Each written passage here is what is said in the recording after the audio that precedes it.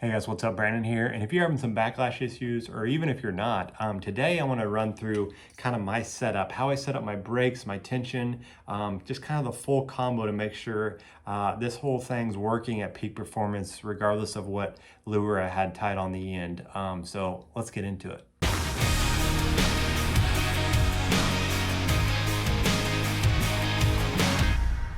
All right, guys, so first thing I want to say is make sure you know your reel. A lot of us do research on a reel to make sure we know what we're getting, but some of us don't. And a lot of these reels, like this one, for instance, has internal brakes as well as the external brakes. If you're not real familiar with a bait cast reel, you have your brakes on the outside, and when you turn that spool tension to max, as you go up in tension, a lot of times there'll be numbers on the dial. This one doesn't, just has max and a free.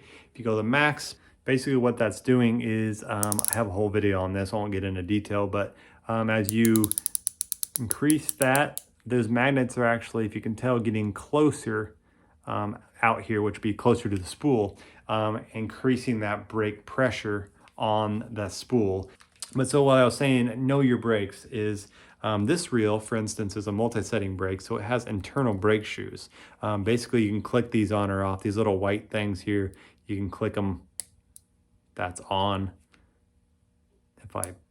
So where it doesn't move, it's off, and when it moves like this one freely, it's on. And basically when it's freely like that, you cast, these little shoes work their way out and put pressure on that spool and slowing it down.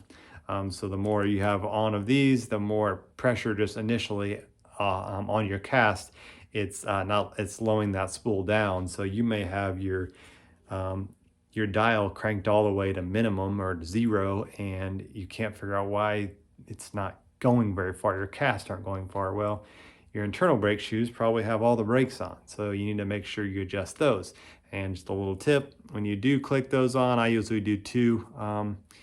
Make sure they're opposite of each other, just so you get even pressure. You can get a lot of off balance. There's some squeaks if you turn on two on the same side or something like that. And brakes are actually affecting the beginning of your cast. That first part of your cast is controlling how that line spins off your spool. It's affecting that speed of that.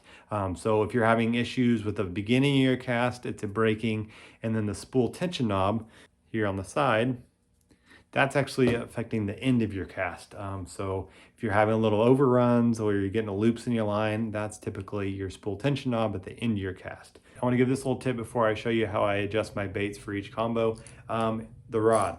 I go over this a lot lately, but the rod is so important to the combo, to the reel, and making sure you don't backlash or overrun.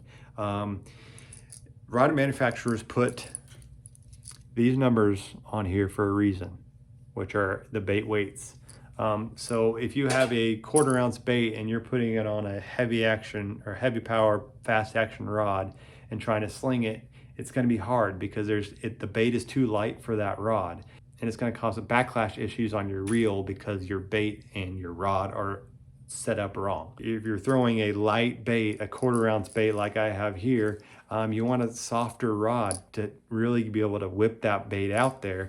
Because there's not enough weight in that bait, that rod comes into play with when it bends and casts, it gives that more of that whip, that kind of rubber band slingshots that bait and gets it out there.